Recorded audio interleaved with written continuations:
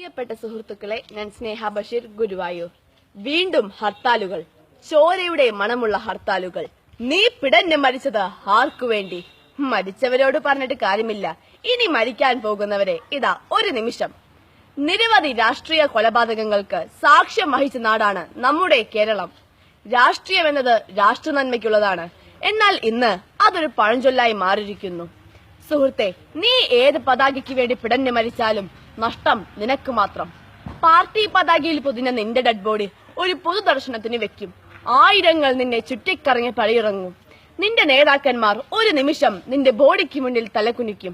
നിരവധി ആളുകൾ വിലാപയാത്രയായി ചിതയിലേക്കോ പള്ളി മൈതാനിയിലേക്കോ സെമിത്തേരിയിലേക്കോ കൊണ്ടുപോയി നിനക്ക് അവസാന യാത്ര നൽകും. പിന്നെ ഒരു അനുശോചന യോഗം. ആ യോഗത്തിൽ നിന്റെ നേതാക്കന്മാർ നിനക്ക് മുമ്പ് കൊല്ലപ്പെട്ടവന് വേണ്ടി എഴുതി തയ്യാറാക്കിയ അതേ വരികൾ ഉച്ചഭാഷണിയിലൂടെ വിളമ്പും. നീ പാർട്ടിക്ക് ഒരു രക്തസാക്ഷി, അവർക്ക് വേണ്ടതും അതുതന്നെ. ദിവസങ്ങൾ കഴിയുമ്പോൾ നീയും 6 അടി മണ്ണിൽ അലിഞ്ഞു ചേരും. നിന്റെ നേതാവും നിന്റെ വയറ്റിൽ കടാര കയറ്റിയ എതിർ പാർട്ടിയുടെ നേതാവും ഒരേ വേദിയിൽ കെട്ടിപ്പിടിച്ചും മുത്തം കൊടുത്തും പൊട്ടിച്ചിരിച്ചും ജനനായകന്മാരായിരിക്കുന്ന മനോഹരമായ കാഴ്ച. ഇവിടെ നീയോ നിന്റെ ഓർമ്മയോ ഇല്ല മോനെ. ചിന്ത ഇവിടെ ഉദിക്കട്ടെ.